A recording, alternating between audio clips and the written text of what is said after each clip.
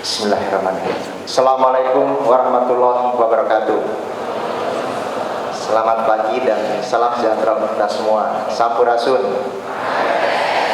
Bapak Panglima TNI yang sama-sama kita hormati dan kita banggakan, Pak Jenderal Gatot Nurmantio beserta seluruh jajarannya, khususnya partner strategi kami, Pangdam Siliwangi, para pimpinan Forum Komunikasi Pimpinan Provinsi Jawa Barat yang hadir hari ini, yang saya hormati,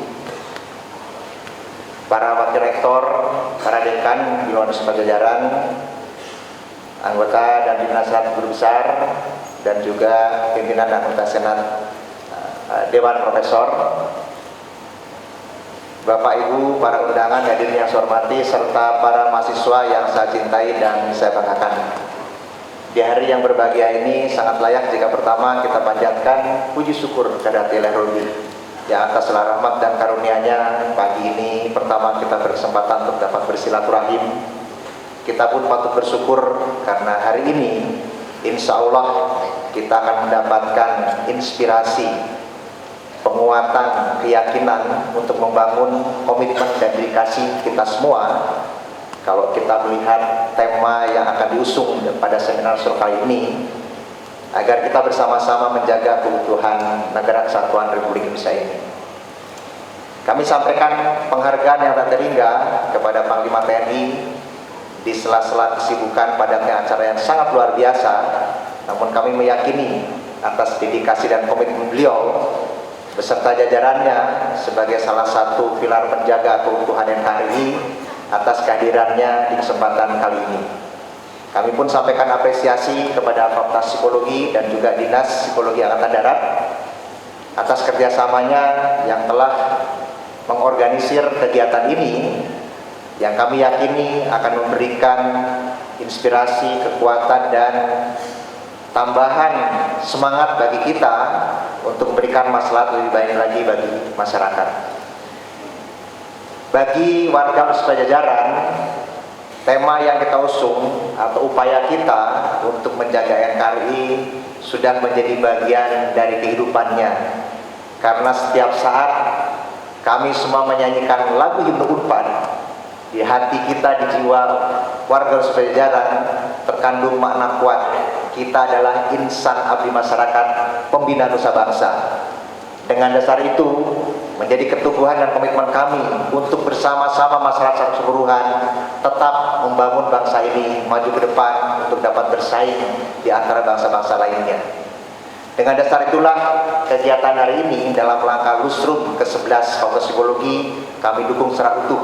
Mudah-mudahan kegiatan ini juga memberikan kebaikan bagi kita bersama.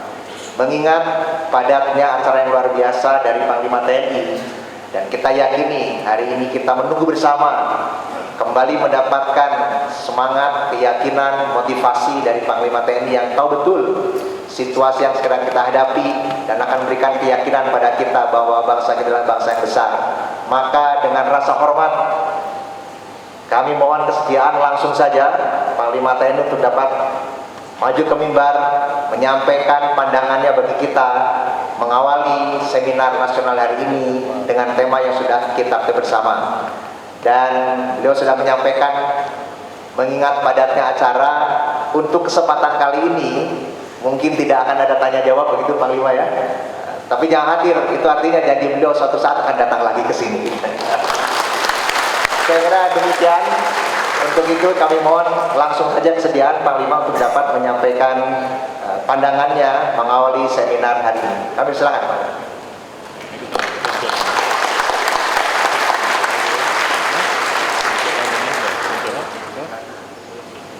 Bismillahirrahmanirrahim.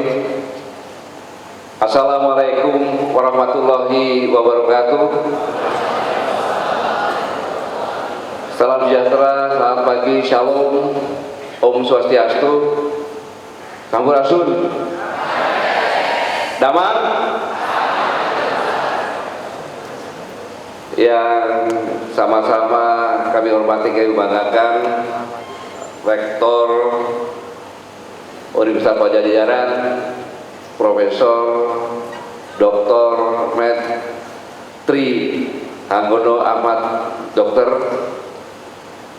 para wakil rektor, dekan Fakultas Psikologi, para dekan, para mahasiswa, mahasiswi, dan seluruh sivitas akademika Universitas Padjadjaran yang saya banggakan, yang saya hormati Forum Komunikasi Pimpinan Daerah Jawa Barat, yang saya hormati. Di sini saya membawa, tidak berani sendirian saya datang ke sini. Ada Dansesko TNI, Pangdam, dan Kodiklat TNI Angkatan Darat, asisten intelijen saya, kemudian asisten logistik, asisten teritorial, asisten komunikasi elektronik, Kapuspen, kemudian banyak lagi para perwira, kemudian yang saya hormati yang mewakili Rektor Universitas Pertahanan, Unjani juga ada. Para hadirin yang mohon maaf tidak bisa saya sebutkan satu persatu yang hadir di sini. Saya merasa terhormat dan bangga bisa datang lagi ke Universitas Padjadjaran, karena hanya 3 universitas yang saya datang 2 kali, yaitu Universitas Indonesia, Universitas Padjadjaran, dan Universitas Brawijaya, karena punya sejarah dengan saya.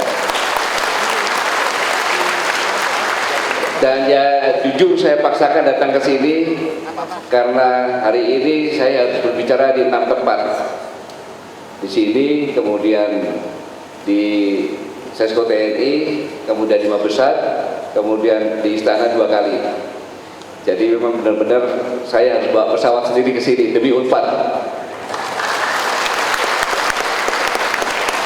Tapi yang lebih spesifik lagi demi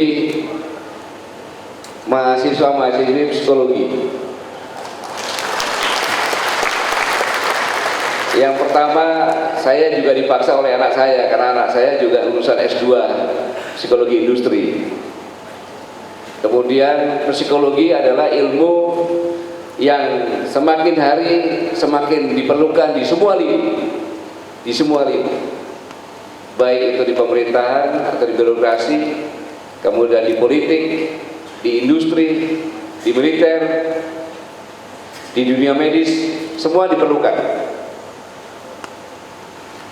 Termasuk politik juga, psikologi massa juga sangat diperlukan. Di TNI apalagi, mulai dari personelnya, bukan hanya secara personelnya, dalam menghadapi setiap operasi-operasi khusus, maka peran psikologi sangat diperlukan. Termasuk juga menghadapi anti teror. Psikologi mendengarkan saja, kemudian memberikan saran kapan kita masuk ke sasaran. Yang menentukan adalah ahli psikologi.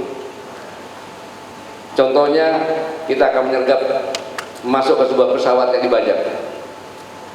Ahli psikologi mendengarkan saja komunikasinya, kemudian akhirnya disampaikan, Pak, kalau untuk mengambil sekarang mereka dalam kondisi kelelahan yang maksimal. Kemudian pada saat Bapak menyerang, sampaikan bahwa semua yang diminta dipenuhi. Secara psikologi lihat, mereka pasti akan berkumpul Pak di suatu tempat. Disitulah kita mengambil. Contohnya demikian. Jadi semua lini dalam kehidupan memerlukan psikologi, karena psikologi adalah ilmu tentang kehidupan. Kalau tidak salah ya. Yang penting dekatnya udah nganggu, berarti udah benar itu. Sebenarnya tadi saya sudah mau pamitan sama Pak Rektor. Pak, saya mau pamitan saja sudah selesai. Kenapa? Doanya itu kan sama dengan yang saya paparkan, disingkat lagi gitu. Baik rekan-rekan sekalian, saya ingat saja dari tema ini saya mengambil judul Mari Kita Berjuang dan Bergotong Royong Mewujudkan Indonesia sebagai Bangsa Pemenang. Saya mencoba, saya kupas yang pertama kali adalah mari kita berjuang. Mengapa kita berjuang? Karena kita adalah bangsa pejuang. Sejak sejarahnya dulu 300 tahun yang lalu di Nusantara ini tidak pernah putus dari sejarah pejuang. Jadi berbagai tokoh, tetapi sebenarnya bukan tokohnya, bersama-sama dengan rakyatnya berjuang. Maka Saya menantang ahli sejarah, adakah di dunia ini bangsa pejuang seperti Indonesia yang rakyatnya adalah pejuang, yang rakyatnya adalah kumpulan dari patriot-patriot dan kesatria-kesatria? Siapapun di hadapan saya ini yang merasa orang Indonesia, pasti mengalir jiwa patriot dan kesatria. Sedikit saya buktikan sekaligus kuis. Saya kasih bonus 50 juta bagi yang bisa menjawab dengan benar. Yang pertama, carikan saya ada salah satu suku di Indonesia yang tidak mempunyai ciri khas senjata, dari Sabang sampai Merauke. Tolong angkat tangan. Yang kedua, masih 50 juta. Carikan suku di Nusantara kita ini yang tidak mempunyai tarian perang.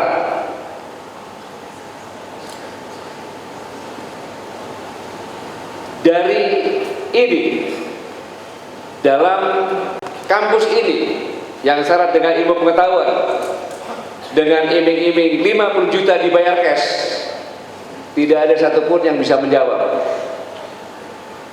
Bukan karena tidak punya kemampuan, bukan karena tidak punya pengetahuan, justru karena syarat pengetahuan dan mengetahui.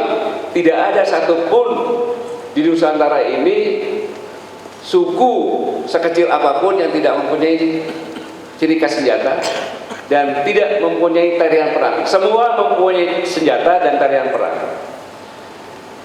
Dalam ilmu bela diri, pelatihan bela diri paling tinggi adalah menari.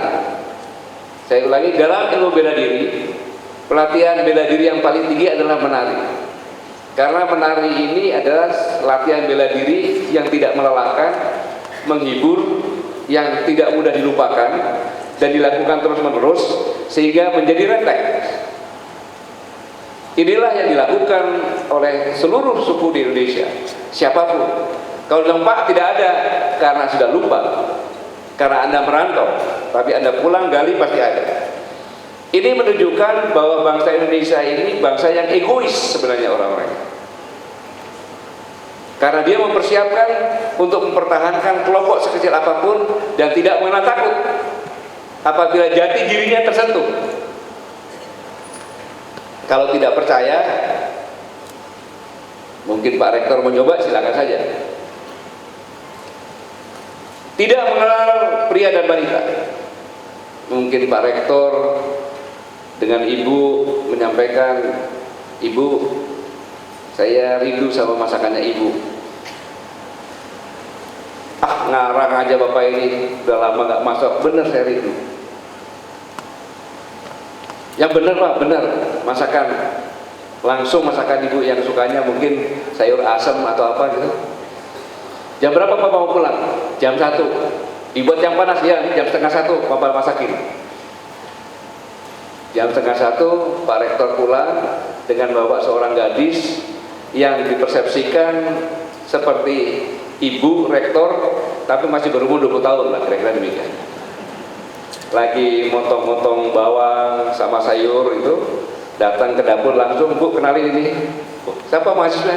Bukan, cantik ya, saya mau kawin sama ini. Kalau nggak bisa langsung tusukin lagi Pak. Apabila jati dirinya tersentuh, jati diri kelompoknya tersentuh, maka semuanya bangkit dan tidak mengenal takut. Ini ciri khas orang Indonesia. Maka perjuangan mulai dari Cut Nyaji, Teguh Umar terus sampai dengan Kapitan Patimura. Dan orang yang bersifat kesatria tidak bisa melihat orang yang lemah, tidak bisa melihat orang yang teraniaya. Contohnya kalau ada mahasiswa mengangkat meja keberatan, apa yang dilakukan? Melihat itu, ya, mahasiswa nih, 2 orang siapapun juga mengangkat meja keberatan lewat depan Anda, apa yang dilakukan? Apa? Membantu. Tidak ada jawaban yang tidak lain, membantu. Jawaban ini bukan berdasarkan pengetahuan, Jawaban ini adalah berdasarkan nurani, berdasarkan jiwanya. Saya membantu. Kalau Anda tanya di luar negeri, bukan itu jawabannya. Tidak bisa serempak membantu. Ini menunjukkan bahwa jiwa patriot mengalir di tubuh Anda masing-masing. Melihat yang lemah, pasti ingin membantu. Dan perjuangan yang panjang pun, ada seorang pemuda, Dr. Sutomo, yang merasa sedih, berjuang bersifat kedaerahan tidak berhasil, maka mendirikan Budi Utomo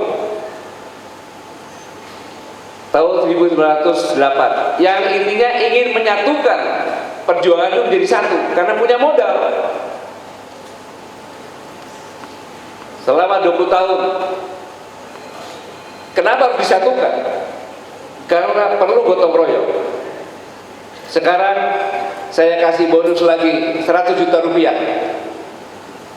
Siapa yang bisa mencarikan bahasa di luar bahasa Indonesia, gotong royong.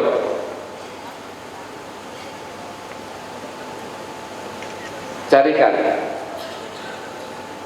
Tidak ada. Karena gotong royong adalah bahasa ciri khas Indonesia yang tidak ada di bahasa lain. Karena memang punyanya Indonesia adalah cara kerja patriot-patriot, kesatria-kesatria untuk mencapai tujuan. Inilah secara psikologi masa yang dipakai oleh Dr. Sutomo untuk menyatukan bangsa ini. Sehingga 20 tahun berhasil menyatukan dengan satu tanah air, satu bangsa, satu bahasa Indonesia. Peran psikologi masa pun diterapkan di situ. Pada saat Sumpah Pemuda, Dr. Sutomo mengenalkan lagu Indonesia Raya. Lagu Indonesia Raya akan dinyanyikan. Mohon hadirin berdiri. Yang tidak berdiri berarti kerbau. Karena di situ setiap rapat-rapat pemuda pasti dikawal oleh polisi Belanda. Kalau nggak digituin, polisi Belanda tidak berdiri. Ini kan psikologi juga. Mohon hadirin berdiri, yang tidak berdiri adalah kerbau. Terpaksa polisi Belanda pelan-pelan dia berdiri ke atas. Setelah tahun 28 dituangkan lagi energi sosial. Karena kumpulan patriot ini untuk menyatukan adalah keberanian yang diangkat, heroik yang diangkat. Maka merdeka atau mati, itu juga psikologi sosial. Akhirnya semua yang merasa anak bangsa Indonesia mengangkat senjata apa adanya, merdeka atau mati. Tidak bisa diterapkan di Malaysia, tidak bisa diterapkan di Singapura. Ngapain harus mati? Tapi di kita merdeka atau mati. Dan ternyata dengan bergotong royong, dengan psikologi masa merdeka atau mati, hanya perlu 17 tahun untuk mengusir penjajah Belanda. Maka mari kita berjuang dan bergotong royong untuk mewujudkan Indonesia sebagai bangsa pemenang. Nah, mengapa bangsa pemenang? Ini latar belakangnya. Lawrence Smith mengatakan bahwa pada tahun 2016 jumlah penduduk dunia hampir 7,5 miliar.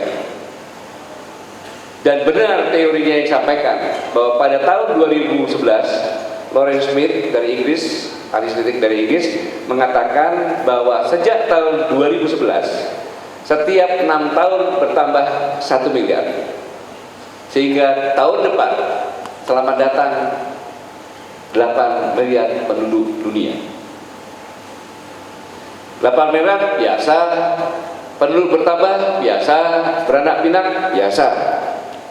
Tapi kalau kita melihat sebuah teori juga yang mengatakan bahwa daya tampung bumi untuk orang hidup normal itu hanya 3 sampai 4 miliar.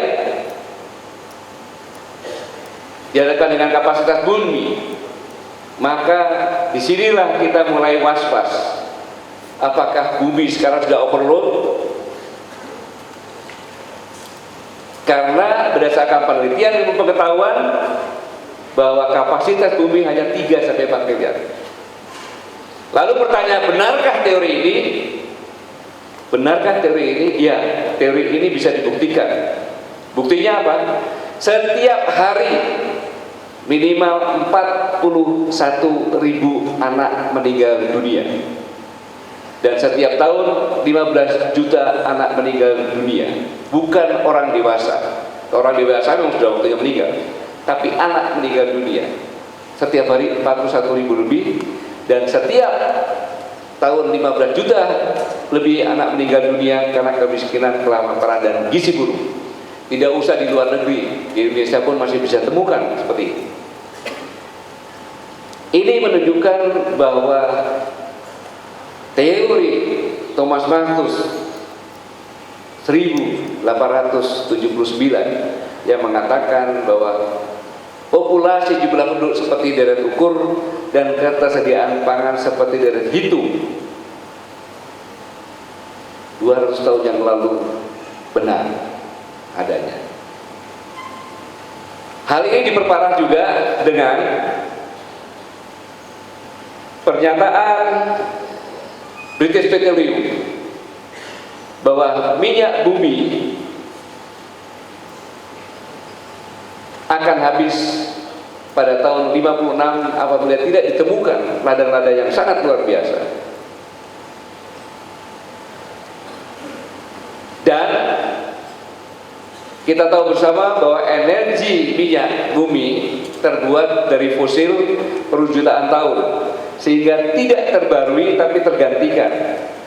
Dan pada umumnya sekarang tergantikan yang bisa banyak dengan energi hayati.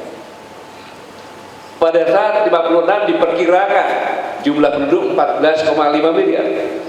Tapi British Petroleum pada tahun yang sama juga menyampaikan bahwa pada tahun 35 konsumen energi meningkat karena jumlah penduduknya bertambah, meningkat 41%. Maka kalau kita konversi dihitung, habisnya bukan 56, habisnya tahun 43 dan jumlah penduduk sudah 12,3 miliar, 3 kali daya tampung bumi. Inilah sebenarnya yang satu bumi overload yang pada saat itu 41.000 anak meninggal dunia tiap hari. Tetapi apabila makanan itu dibagi nanti juga untuk energi, berapa yang akan mati? Berbicara masalah ini, maka sesuai dengan peak oil theory yang mengatakan bahwa produksi minyak bumi mulai menurun dan berakibat kepada pola hidup atau gaya hidup yang berubah. Suatu saat nanti mungkin tidak perlu puluhan tahun lagi, mungkin 10 tahun lagi atau sebelumnya bisa terjadi kita menghadiri suatu pesta perkawinan, tapi perkawinan antara manusia dengan robot. Ya, tadi saya jalan sama Pak Rektor, Bu Rektor, saya sengaja melihat tiap-tiap mobil yang berhenti di sini, yang sedang antri. Semuanya tanpa terkecuali megang HP seperti ini. Sama-sama kita lihat. Satu hari tidak bisa lepas 18 jam. Bahkan Pak Rektor bilang katanya, ya, lebih baik tidak memegang itu daripada tidak memegang HP.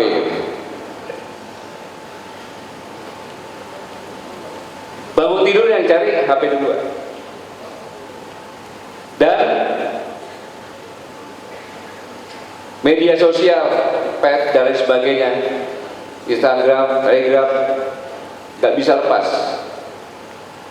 Ini robot bukan hanya digunakan pulang kantor ketemu sama istri, istrinya robot, ditanya apapun bisa, ditanya apapun juga bisa. Akhirnya berkomunikasinya dengan robot. Mungkin suatu saat kita menghadiri perkawinan dengan robot, bisa terjadi. Lebih care, lebih tahu. Karena sebenarnya kita sudah pacaran dengan HP setiap saat.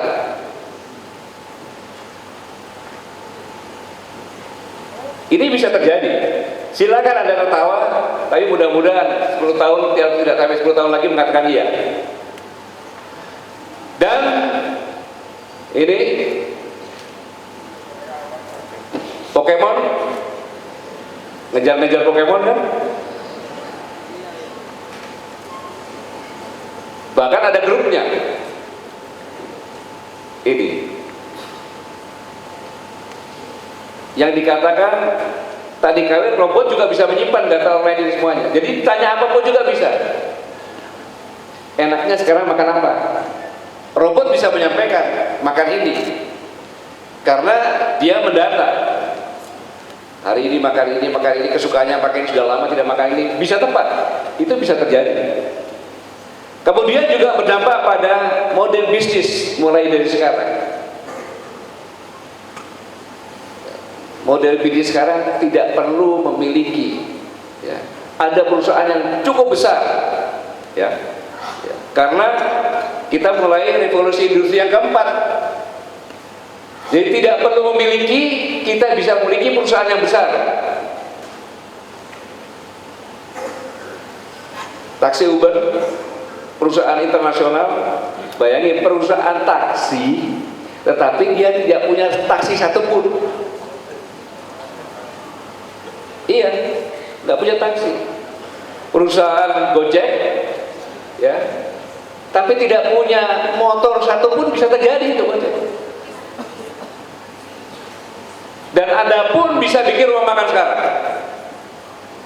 Taruhlah warung enak, sampaikan di dalam aplikasi Gojek, ada rumah warung enak, terus menunya sampaikan gado-gado, karedok, sate, kemudian rumah makan khas Sunda, kemudian opor lontong, pecel. Caranya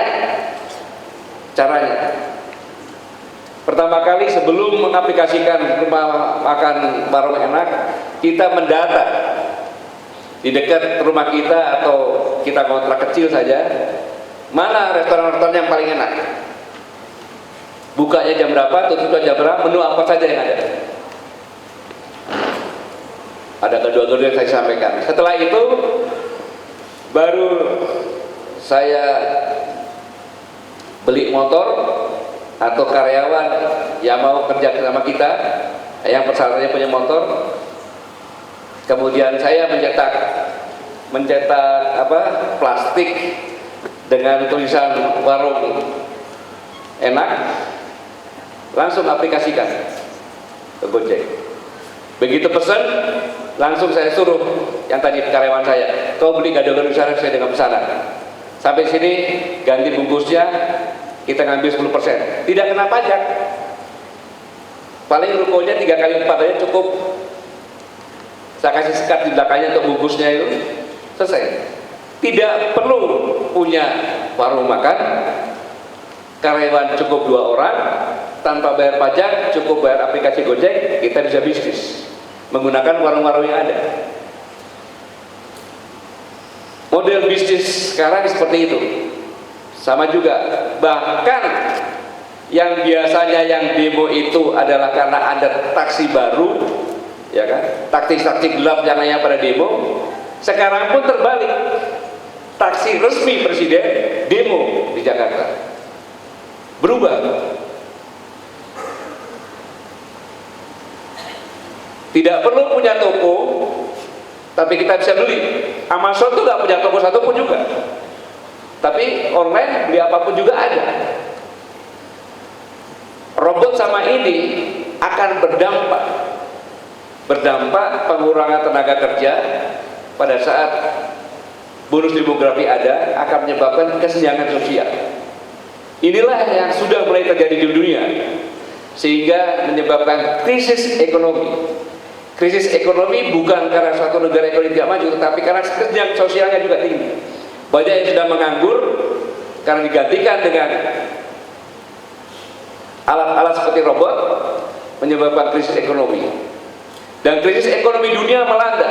Ini buktinya. Di Indonesia pada tahun 2015 adalah pertumbuhan ekonomi yang paling minim, yang kuning itu, dibanding dengan 2013, 2014, 2015, bahkan 2016. Hanya 4,74 pertumbuhan ekonomi. Tetapi dalam kondisi ekonomi seperti itu, Indonesia menempati ranking ke-8 di atas Inggris dan Prancis. GDP, Purchasing Power Parity di dunia. Data ini data dari World Bank. Lalu pertanyaannya, kayak apa krisisnya dunia? Terjadi krisis ekonomi dunia, bahkan Yunani hampir menjadi negara gagal. Inilah menyebabkan depresi ekonomi. Kemudian meningkatnya kejahatan, baik kuantitas dan kualitas. Di sini sudah terasa jambret-jambret dan lain sebagainya. Bukan hanya yang kuantitas, kualitasnya juga. Korupsi juga meningkat. Makanya kok sekarang koruptor kok KPK nangkap yang bukan yang besar-besar, karena yang kecil-kecil sekarang juga udah pintar korupsi juga. Ini menyebabkan konflik. Ini buktinya konflik. Dari negara-negara Arab Spring, ada Mesir, Libya, Irak, Kuwait, Syria, Yaman, Kongo, Nigeria, Sudan. Semua konflik. Dan konflik mereka ini semua adalah negara-negara penghasil minyak yang besar. Saya ulangi, yang konflik adalah negara-negara yang penghasil minyak besar. Yang tidak punya sumber minyak tidak ada konflik. Dan terakhir, Presiden Barack Obama pada bulan April, saya ulangi bulan Agustus 2014, tanggal 28 menyampaikan, apabila Rusia menyerang Ukraina, maka NATO akan berperang dengan Rusia. Padahal Ukraina adalah negara bagian Rusia, Uni Soviet tadinya. Ternyata di samping kota pelabuhan, Ukraina penghasil 10 juta barel per hari. Maka di sini pun saya bukan menantang, tapi mohon dikaji apakah yang saya sampaikan benar atau tidak. Bahwa konflik saat ini 70% minimal berlatar belakang karena energi, bukan lagi ideologi, bukan lagi agama. Semua konflik minimal 70% berlatar belakang energi, bukan ideologi. Dulu ideologi, bisa agama, bukan. Nah, maka hancurnya tatanan masyarakat dan terjadilah kompetisi global. Maka judulnya tadi, kita harus menjadi pemenang dalam kompetisi global kalau kita ingin maju. Dari sini yang saya katakan tadi, bahwa energi minyak akan habis, akan diganti dengan energi hayati. Berbicara masalah energi hayati, kita tidak bisa lepas dengan ekuator atau khatulistiwa. Karena di khatulistiwa kita bisa melaksanakan vegetasi atau bercocok tanam sepanjang tahun. Contoh, pohon akasia. Kalau di Indonesia 6 tahun bisa dipanen untuk bahan baku kertas. Tetapi di Eropa minimal 12 tahun, 2 kali lipat waktunya. Karena mengalami masa tidur tiap tahunnya. Pada saat musim salju gugur semuanya, tidak melakukan pertumbuhan apa-apa, baru recovery musim semi, baru tumbuh lagi. Jadi 2 kali waktunya. Bayangkan 6 tahun di Indonesia, di Eropa 12 tahun, paling cepat gitu, bisa panen. Jadi tumbuh-tumbuhan ada di ekuator ada 3 negara bagian. Negara ASEAN, kemudian Afrika Tengah,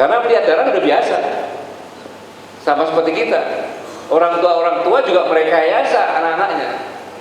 Saya tidak sadar secara psikologi. Memotong ayam, jangan takut nak motong ayam. Ini aja begini. Dulu kan takut ada darah kan. Lama-lama begitu agak besar sedikit, ayam dia potong sendiri, cabutin sendiri, dia goreng, dia makan sendiri. Ini proses rekayasa sosial. Sehingga terjadinya seperti ini sekarang ini. Menciptakan kader-kader potensial untuk jadi pemimpin yang bisa dikendalikan. Ini 7 Maret 2014 mahasiswi menyampaikan bahwa mengadu aparat penegak hukum, yaitu kepolisian dengan KPK, dan 1 tahun kemudian 2015 kejadian seperti ini. Membelah-belah parpol akan menjadi banyak, agar ribut parpol, kejadian seperti ini. 1 tahun kemudian mahasiswa menyampaikan pada 7 Maret 2014, mahasiswa-mahasiswi visioner,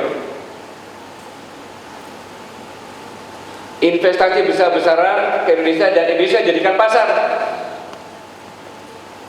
Tidak percaya? Saya buktikan sekarang. Saya bicara terus saya buktikan.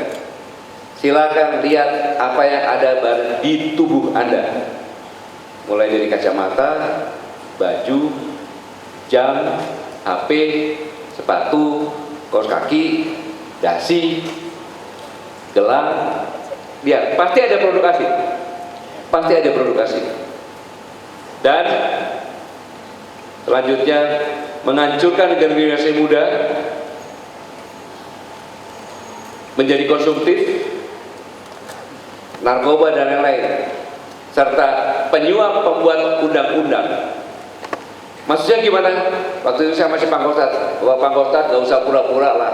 Mana ada di Indonesia ini undang-undang tidak pakai duit? Mahasiswa yang nyampaikan itu. Berarti yang membuat undang-undang memang ada tujuannya. Ini dilakukan bagi presiden-presiden di luar Indonesia yang ingin menguasai Indonesia karena Indonesia sangat kaya.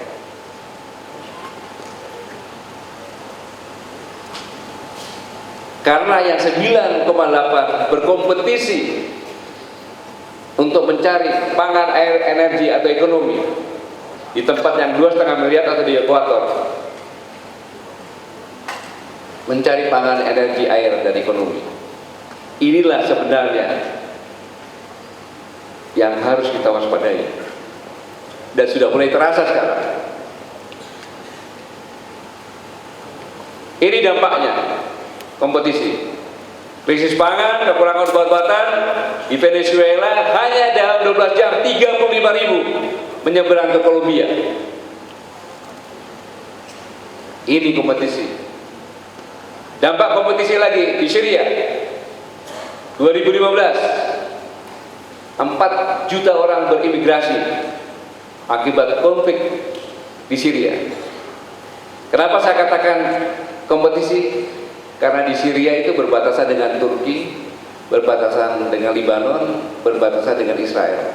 Dengan Turki pernah konflik, dengan Libanon pernah konflik, dengan Israel tidak pernah konflik. Karena Syria pun banyak energinya. Dan diperkirakan pada tahun 2020 ada pengungsian besar-besaran dari sub-Sahara. 60 juta orang akan mengungsi. Hanya tinggal 4 tahun lagi 60 juta orang akan mengungsi. Bayangkan 60 juta orang. Gimana caranya? Tempatnya di mana? Pasti terjadi konflik. Pasti terjadi konflik. Dan negara yang sekitar itu sudah mulai takut. Sudah mulai takut. 60 juta orang kalau baris masuk, siapa yang bisa ke atas? Ini yang harus benar-benar kita waspadai. Untuk itu mari kita melihat kondisi Indonesia dari perspektif ancaman terhadap kompetisi tersebut.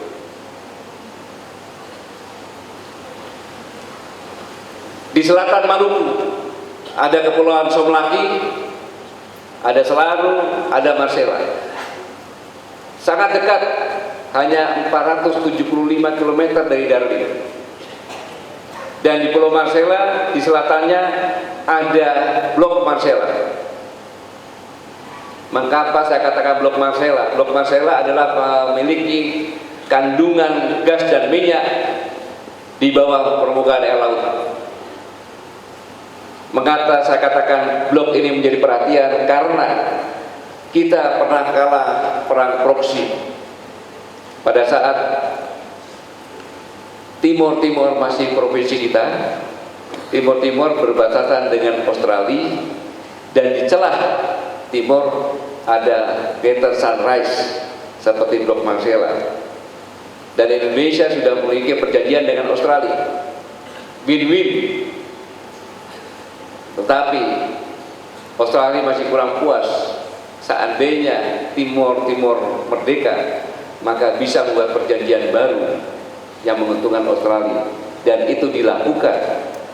Maka Timur menjadi Timor Leste. Yang pertama kali dilakukan adalah perjanjian celah timur itu, dan demonstrasi besar-besaran di Timor Leste oleh mahasiswa yang meminta pemerintahnya merevisi lagi perjanjian dengan Australia.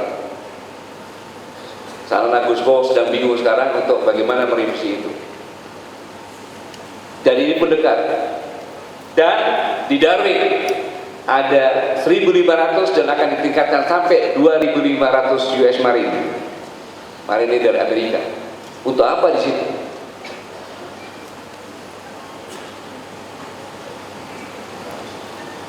Kita ke barat, ada Laut Cina Selatan. Kalau kita lihat yang diarsir ini, itu adalah penyimpangan antara zona ekonomi eksklusif dari Natuna, pulau terluar, dengan Landlocked Line yang diakui oleh China. Dan benar-benar diakui karena 3 kali kejadian, banyak kejadian, tapi 3 kali kejadian kita, Angkatan Laut kita menangkap kapal-kapal dari Tiongkok, dan itu dikawal oleh Coast Guard. Kita tahu bersama Coast Guard adalah penjaga pantai. Jadi memang benar itu diakui sebagai pantainya Tiongkok. Dan Filipina yang mengalami hal yang sama dengan Indonesia, terpotong dengan landlocked lainnya. Laut Tiongkok Selatan mengajukan ke pengadilan internasional, dan pada 12 Juli 2016 pengadilan internasional arbitrage memenangkan Filipina dengan menolak klaim Tiongkok atas hak ekonomi di Laut Tiongkok Selatan.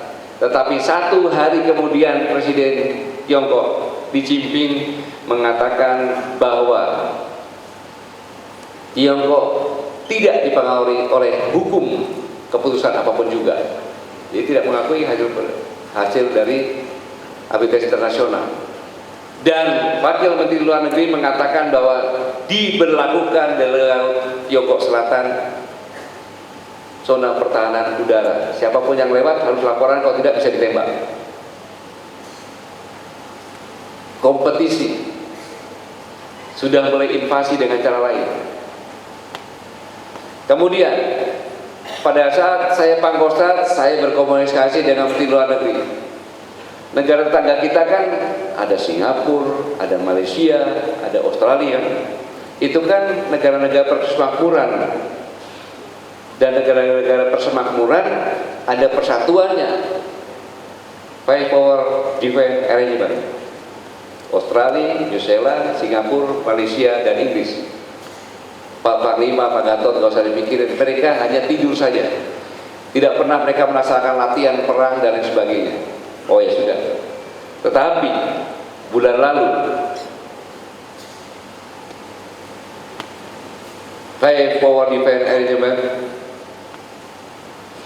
yang dengan Singapura kita pernah konflik reklamasi laut Usman Harun, yang dengan Malaysia pernah Cipadan Likitan dan Ambalat, yang dengan Australia penyadapan dan Bali 9, mereka melaksanakan latihan bersama 5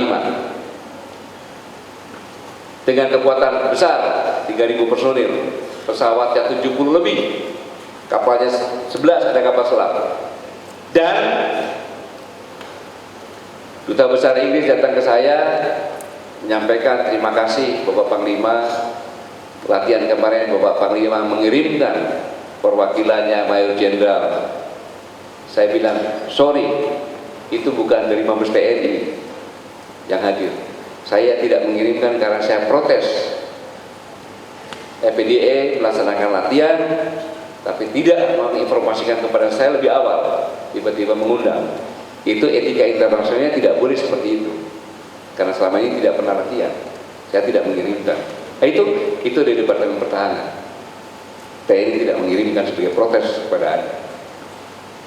Bersama 5 sudah melakukan latihan di situ, negara tetangga kita. Kita sudah dikepung dari mana-mana. Kita sudah dikepung dari mana-mana. Itu dari luar negeri. 3 ancaman kita. Ancaman terorisme. Terorisme di Indonesia memperoleh tempat yang sangat indah dan aman, karena di Indonesia diterapkan pidana terorisme.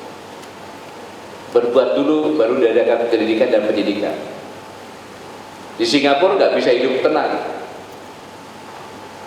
baru punya rencana bisa ditangkap, ditahan, nggak peduli, karena kejahatan terhadap negara, membahayakan keselamatan negara Singapura. Di Indonesia pidana terorisme, seharusnya kejahatan terhadap negara. Kenapa saya soroti? Sangat berbahaya. Nanti saya jelaskan. Latar belakang ISIS, banyak orang mengatakan bahwa ISIS itu karena orang yang frustasi, yang sakit hati. Bukan. ISIS latar belakangnya adalah energi yang saya katakan tadi. Merekrut orang-orangnya di negara-negara yang pernah punya masalah, sakit hati, frustasi, dan sebagainya. Tapi latar belakang ISIS energi. Dan teroris di Indonesia, pendanaan paling besar alirannya dari wilayah Australia, baru Malaysia, Brunei, Filipina. Teroris Indonesia aliran dananya paling besar dari wilayah Australia. Dan ISIS punya rencana, bukan ISIS lagi sekarang, Islamic State, dan akan menjadikan basis di Asia Tenggara adalah Filipina Selatan, di Julu, sangat dekat dengan Poso, sangat dekat dengan Tarakan. Saya menyampaikan ini kurang lebih 1,5 tahun yang lalu tentang ini dalam ceramah-ceramah, dan saya bersyukur selama ini tidak ada yang nanggapi, seolah-olah biasa-biasa saja. Tetapi Presiden Filipina baru kemarin 14 November mengatakan bahwa mengingatkan Islamic State keluar dari Syria dan Irak. Ini yang disampaikan sama pemimpin di sana. Apabila sudah tidak aman, maka kamu kembali ke tempat masing-masing. Untuk di Asia Tenggara tempat paling aman adalah Julu, Filipina Selatan. Maka Duterte akan mengorbankan kewajiban hak asasi manusia untuk menjaga rakyatnya aman. Ancaman sudah dekat. Halo Indonesia, masih di tempat yang aman karena undang-undangnya adalah pidana teroris. Kita doakan mudah-mudahan yang sedang merumuskan undang-undang teroris punya pengetahuan tentang teroris yang luar biasa, punya hati nurani melindungi anak bangsa ini dari korban teroris, dan mengetahui bahwa hampir semua negara yang konflik tadi dicap teroris baru koalisi masuk. Mudah-mudahan mereka pun sadar dan tidak dipengaruhi oleh luar negeri untuk tetap membiarkan undang-undang teroris adalah pidana teroris. Apabila itu terjadi, Bapak Ibu sekalian, tinggal menunggu saja kapan kita dijadikan seperti Arab Spring lewat teroris. 4. Sekarang kelima, ancaman narkoba. Tiongkok suatu negara yang sangat kuat pada tahun 1800-an, berperang melawan Inggris dan Prancis. Inggris dan Prancis kewalahan, tapi tidak kehabisan akal, maka diterapkanlah candu, membuat warung-warung candu, ada tempat tidurnya, mereka mencandu sampai tidur, sampai angkatan bersenjata Tiongkok yang kuat pun ikut makan candu. Dia terapkan perang candu, sehingga pada tahun 1839 sampai 60 berlangsung, dan akhirnya Tiongkok kalah, harus menggadaikan Hong Kong, Taiwan, Macau kepada Inggris dan Prancis. Dan sekarang kita sedang dilanda perang candu yang sekarang namanya narkoba. Ini hasil BNN sama Kepolisian Republik Indonesia. Ya, 2% penduduk Indonesia, 2% penduduk Indonesia atau 5,1 juta menggunakan narkoba.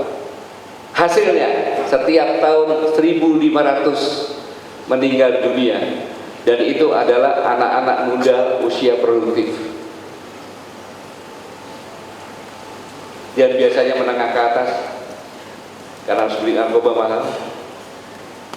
Dan penyitaan sabu-sabu oleh BNN dan Polri tahun 2013 542 kg sabu. 1 ton sabu itu untuk konsumen 5 juta orang. Jadi ini 2,5 juta. 2013. Simak tahun 2014. 1,1 ton. 1,1 ton. Berarti untuk sekitar 5.500.000. Ini yang ditangkap, yang belum ditangkap lebih banyak sekali. Paling-paling hanya 10-15% yang ditangkap oleh BNN dan kepolisian. Lihat tahun kemarin 4,5 ton. 5 kalikan 4 20 juta. Ya, yang 5 2,5. Jadi 22,5 juta konsumen untuk anak Indonesia yang ketangkep. Kalau itu ditingkatkan hebatnya kepolisian 20%, berarti sebenarnya mereka sudah menyiapkan candu untuk semua rakyat Indonesia. Perang candu sudah melanda kita.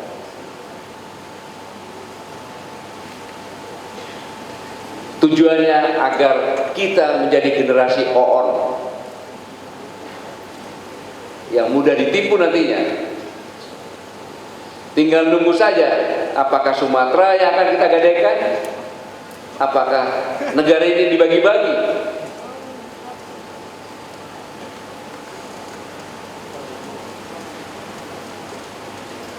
Darwin, Laut Cina Selatan, FDA, teroris, narkoba, sudah 5. Yang ke-6, persaingan ekonomi. Yang saya katakan tadi, siapa yang tidak iri dalam kondisi pertumbuhan ekonomi yang 7,4, kita ranking ke-8. Ini membuat iri. Kenapa?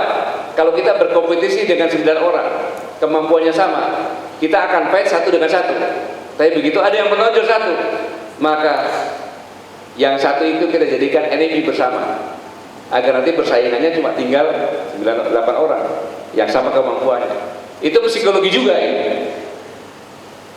Saya berat kalau berbicara dengan manusia psikologi, kan harus berkaitan dengan psikologi terus ini. Dan Indonesia menjadi enemy lingkungannya. Dan lebih lagi, pada saat diterangkan tax amnesty yang paling berhasil Indonesia, dalam 3 bulan bisa mengumpulkan 97,2 triliun. Tetapi yang lebih membuat negara lain marah adalah ini. Pada saat tanggal 27 Juni, sehari sebelum tax amnesty, nilai tukar 1 dolar Singapura adalah 9.800-an. Ringgit, 1 ringgit setara dengan 3.200. Tapi setelah besoknya diterapkan tax amnesty, langsung terkoreksi 134 poin. untuk Singapura dan 147 poin untuk Malaysia. Negara mana yang tidak goncang dalam kondisi aman-aman gara-gara Indonesia terjadi ini? Dan hari ini 23 November sudah terkoreksi 421 poin, parah sekali, hampir 5% terkoreksi. Malaysia 241 poin. Siapa yang nggak marah negaranya? Kurang ajar Indonesia gara-gara tax amnesty seperti itu. Padahal mereka sudah punya masalah dengan kita. Persaingan ekonomi pun ikut berkompetisi kita. Bonus demografi. Sepintas kita merasakan bonus demografi itu bagus karena penduduk kita usia produksi sangat tinggi. Itu kalau pendidikannya tinggi, itu kalau peluang kerjanya ada, itu kalau ekonominya bagus. Tetapi kalau pendidikannya tidak tinggi, ini yang terjadi.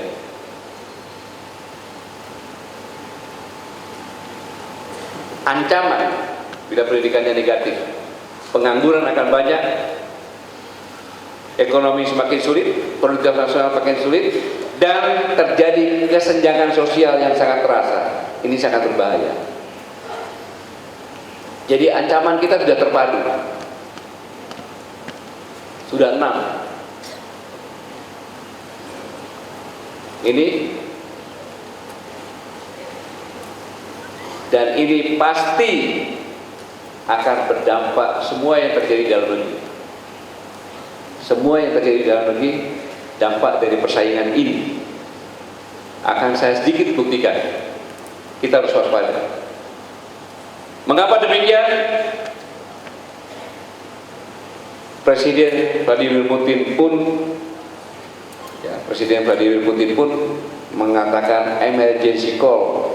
Semua anggota keluarga yang ada di luar negeri kembali ke Rusia karena berpotensi terjadi perang global. Ini makanya kalau saya bilang di dalam negeri nggak percaya, saya kasihkan lagi gambaran luar negeri. Fakta ya, kompetisi yang sangat hebat di dunia, tapi kita masih tenang-tenang saja. Saya menjelaskan ini, banyak media mengatakan, wah Panglima nakut-nakutin, harusnya nggak boleh dikasih tahu, itu untuk sendiri. Nah kalau nggak dikasih tahu, kapan rakyatnya sadar? Dibohong-bohongin saja, seolah aman. Semua berpengaruh terhadap dalam negeri. Lalu ada apa? Mengapa? Karena Indonesia sangat luar biasa, negara kepulauan terbesar di daerah ekuator, tempat yang paling menjanjikan di seluruh dunia. Pantainya terpanjang nomor 2 setelah Kanada, walaupun garam masih impor. Luas lautnya 5,8 juta dan kaya akan pangan, sumber daya alam dan mineral. Ini yang membuat negara-negara manapun juga ingin cepat mencaplok Indonesia untuk menyelamatkan negerinya. Pasti itu. Saya pun kalau presiden di negara luar, saya intip kapan saya bisa menguasai agar rakyat saya sejahtera dalam kondisi ke depan yang sangat mengkhawatirkan. Dan yang lebih parah lagi, terbukti dengan kekayaan tersebut Indonesia menjadi negara yang memiliki kepercayaan konsumen nomor 3 di dunia. Dalam ilmu bisnis, kepercayaan konsumen adalah yang peringkat paling atas. Itu yang menyebabkan ekonomi kita masih berjalan maju dalam kondisi sulit. Dan berdasarkan penelitian, Indonesia merupakan negara paling optimis nomor 2 di dunia setelah Tiongkok. Paling optimis untuk kemajuan ekonomi. Inilah sebenarnya yang harus kita pelihara, yang harus kita jaga.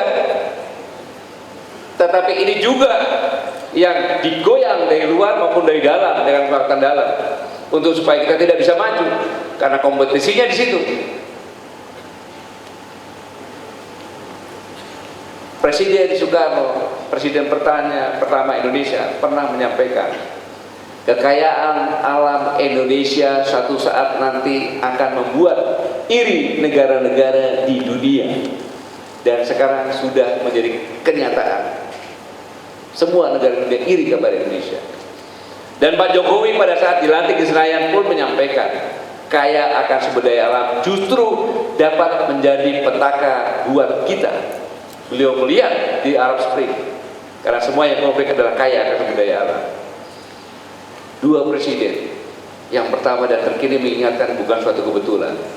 Saya yakin itu tangan-tangan Tuhan mengingatkan kita, maka kita harus lebih waspada. Dan pasti ada invisible hand, tangan-tangan tidak terlihat, mendesain, membentuk opini dengan cara psikologi juga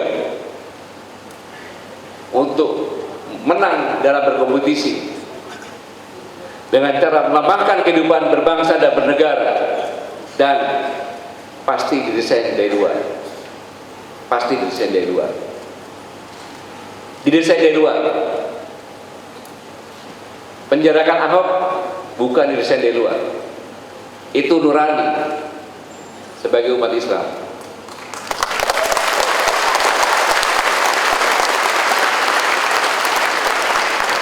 Tetapi setelah demo berkomunikasi dengan pemerintah dilakukan, sudah jadikan tersangka, masih ada demo lagi, pasti demonya itu adalah pendukung Ahok. Tapi sebenarnya ini gulingkan RI 1 nggak etis lagi. Setelah jadikan tersangka, minta penjarakan, nggak selesai penjarakan, minta langsung ditetapkan hukum, langsung hukum seumur hidup atau hukum mati. Tujuannya adalah itu, karena dari luar bermain, hanya tidak sadar saja. Ini buktinya. Tadi malam saya dikagetkan dengan SMS WA bahwa Habib Rizik dianiaya oleh oknum Kostrad. Lengkap alamatnya. Saya cek intelijen saya, ternyata yang menyebarkan adalah judi online dari Australia dan situs dari Amerika. Ini buktinya. Untuk membuat kegaduhan, hoax ternyata bukan dari dalam, dari Australia dan dari Amerika, untuk memecah belah. Setelah cek nggak ada kejadian itu.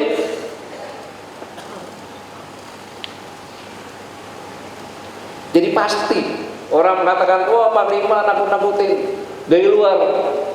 Ini buktinya. Mematangkan tanggal 2 Desember dengan cara seperti ini. Dengan cara seperti ini, menimbulkan kebencian. Maka saya pikir perlu melaksanakan Nusantara Bersatu.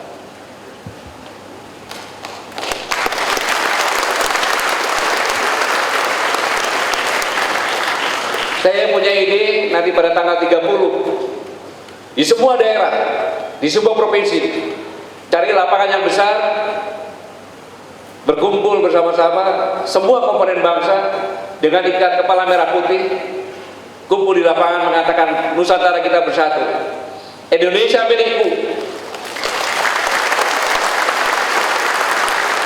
Indonesia milik kami, Indonesia milikku, Indonesia milik kamu, dan Indonesia milik kita bersama.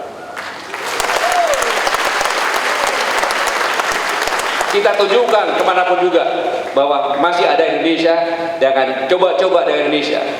Karena kalau akan coba-coba dengan Indonesia, bukan hanya dengan TNI, seluruh rakyat akan bersama-sama mempertahankan Indonesia.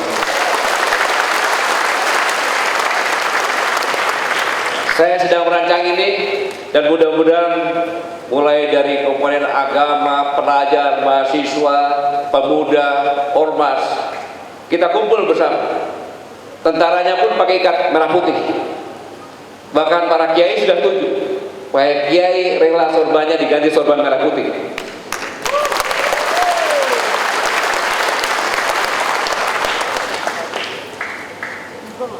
tadi malam karena ini.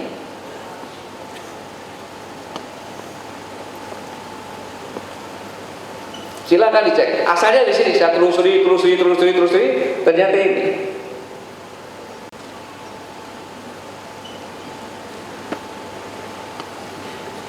Tujuannya memecah belah negara kesatuan Republik Indonesia. Untuk apa? Agar membagi wilayah RI yang indah tersebut, yang punya harapan tersebut dengan bentuk seperti ini mungkin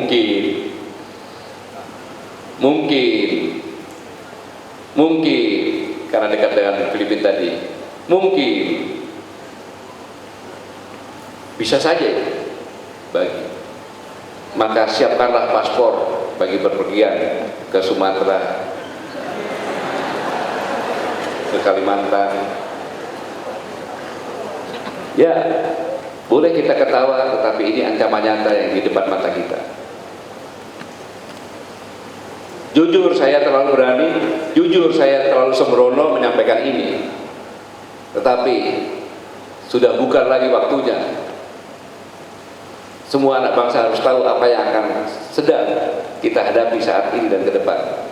Kalau tidak, anak cucu kita belum tentu bisa duduk seperti para mahasiswa ini. Belum tentu.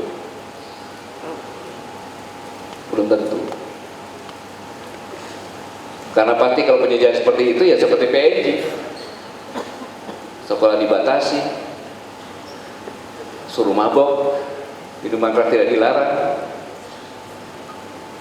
Budaya mabok itu bukan budaya asli Papua. Saya lama di Papua. Maaf, budaya mabok bukan budaya asli Papua. Tetapi itu bawaan penjajah dengan pesta-pesta, sehingga begitu mereka kerja, hari Sabtu dapat gaji, pulang pesta-pesta mabok, bangunnya hari Senin pagi langsung kerja. Nggak mikirin politik, nggak mikirin apa-apa. Yang penting dia bekerja, dalam otaknya bagaimana sampai pesta-pesta mabok lagi. Bukan budaya asli Papua. Lalu bagaimana mengatasinya? Ini yang saya sampaikan. Bila tidak ada Islam, bukan Indonesia.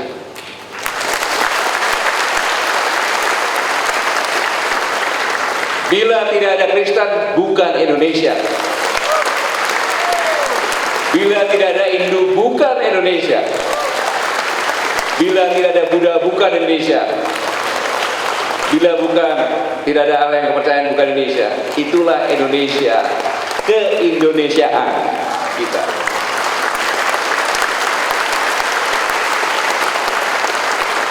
Dan Indonesia milikku, ya. Indonesia milikmu, ya. Indonesia milik kita bersama.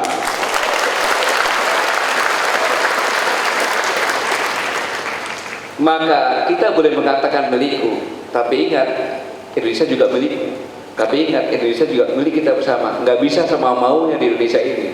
Harus sesuai dengan aturan konsensus kita bersama. Itulah sebenarnya Bhinneka Tunggal Ika.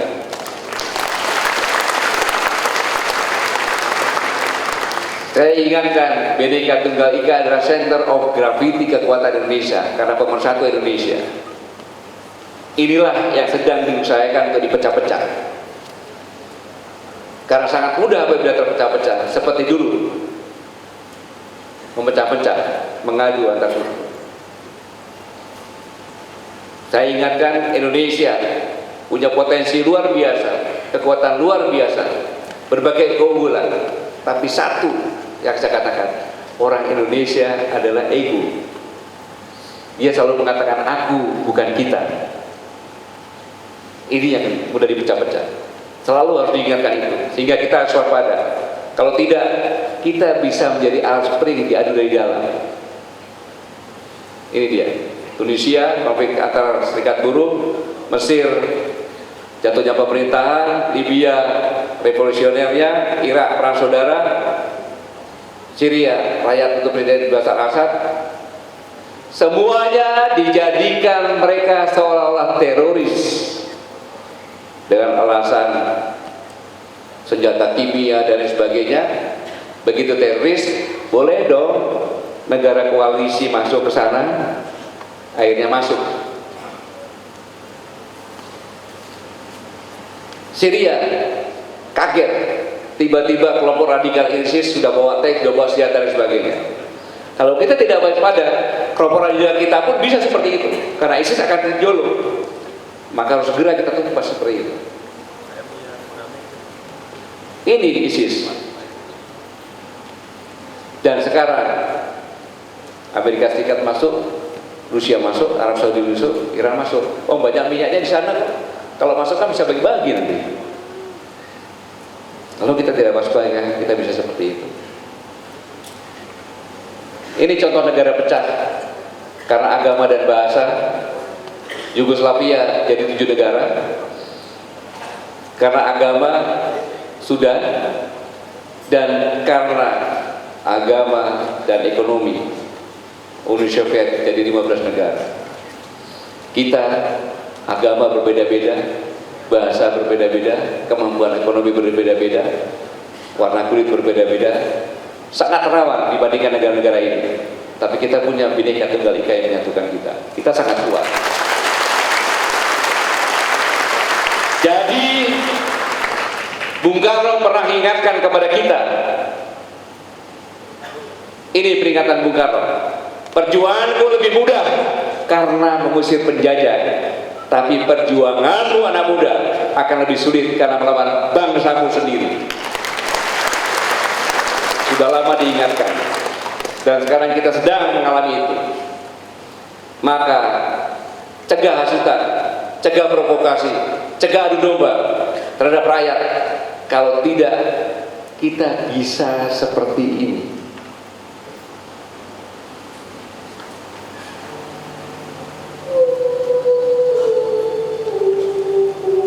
Ini sesudah dan sebelumnya. Tempat rekreasi indah jadi seperti ini sekarang. Pelataran masjid jadi seperti ini sekarang. Hotel jadi seperti ini sekarang. Gereja yang indah seperti ini, dalamnya begitu indah seperti ini, jadinya sekarang seperti ini.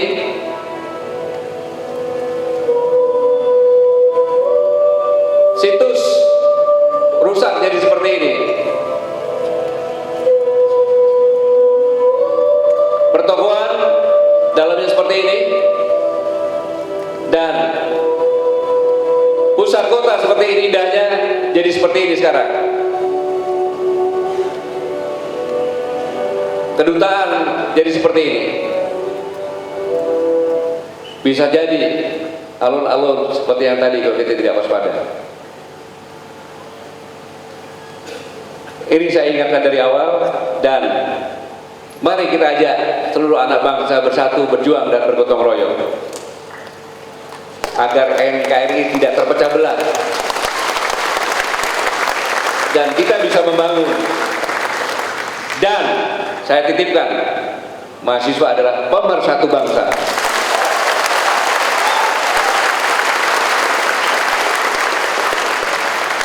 Sejak sebelum perjuangan, mahasiswa yang bergerak mempersatukan anak bangsa dengan Sumpah Pemuda, motornya mahasiswa. Berjuang juga pemudanya.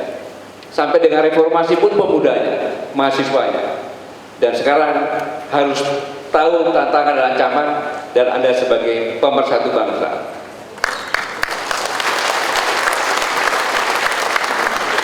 Sekali lagi, selamat belajar para pahlawan-pahlawanku, pemimpin bangsa ke depan. Selamat berjuang dan bergotong royong untuk menjadikan Indonesia sebagai bangsa pemenang.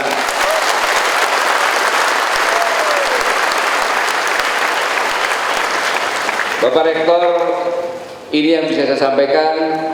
Saya mohon maaf, saya segera ke Sesko TNI, saya mengisi Sesko TNI, kemudian saya jam 1 sudah di Jakarta lagi dengan para asisten teritorial yang saya kumpulkan agar bisa membuat Nusantara bersatu nanti pada tanggal 30. Dan habis itu saya rapat lagi di istana. Jadi mohon maaf, beri maaf, saya tidak bisa membuka tanya jawab karena saya harus segera ke Sesko TNI. Mohon maaf kalau ada kekurangan dengan segala keterbatasan, tetapi saya punya niat agar bangsa ini bersatu dan tidak terbelah-belah, dan saya titipkan bangsa ini kepada pemudanya dan mahasiswa. Terima kasih. Wassalamualaikum warahmatullahi wabarakatuh. Shalom, Om Santi Santi Santi Om. Kami mohon